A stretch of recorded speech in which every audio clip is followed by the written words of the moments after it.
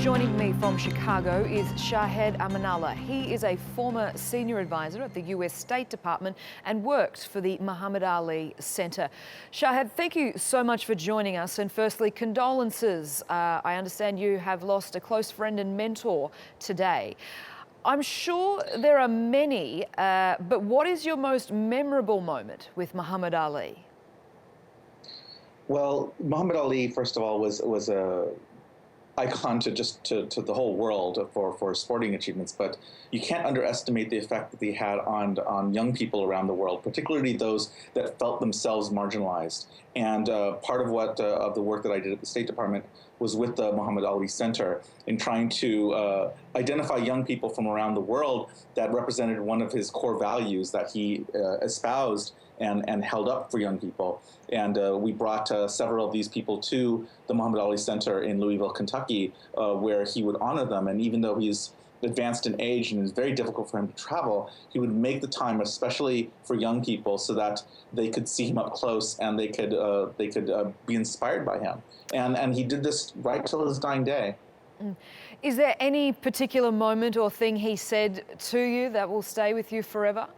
I'm sure there are many. One thing that I remember is actually as a child, Muhammad Ali was well known among Muslim communities around America, and my Facebook feed is filled with personal stories of people who he actually visited because he visited their mosques. And he had visited my mosque in Los Angeles, California, back when I was a child, and I remember distinctly he was surrounded by these adults in kind of grown-up conversation, but he took the time to kind of let them leave them aside and come to a group of us young people who were on the side, kind of in the side of the room, and would spend some time with us doing magic tricks and playing with us, letting us know that we were important to him.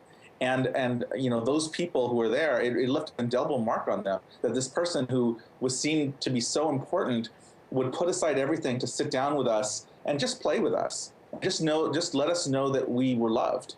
And that's something that I personally carry with me, and I was happy to share that experience with him a few years ago about how much that impacted me and made me not afraid to be myself, be not afraid to speak truth to power, be not afraid to push myself onto the world and try to make it a better place.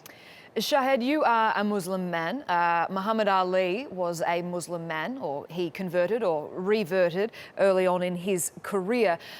There is a debate going on. There is a racial problem in the United States. Donald Trump, for example, wants to ban all Muslims from coming into America. But even those who do question the Muslim faith are posting tributes on social media. So what does this say about the role Muhammad Ali is playing in breaking down those racial barriers? Well, he was the first person in my memory to envelop, you know, all these different identities, that of a proud black man, that of a Muslim, in a way that the average person could resonate with. And I think the fact that you have people like Donald Trump tweeting his condolences shows that his power transcended all of this rhetoric and this political nonsense that's going on. And I hope that people who think that Muslims in America are a threat pause tonight and remember that the American that is loved greatest most in the world is the greatest, is Muhammad Ali, and he's the most beloved Muslim in America and the most beloved American in the world. And I don't think that those are incompatible, and I think that that's something that defines Muslim communities today, because we all take him as a role model. I mean, there are plenty of people that are going to talk about his success in sports, but I think for most people, he's important because of who he was as a human. Shahed Amanullah, thank you so much for joining us.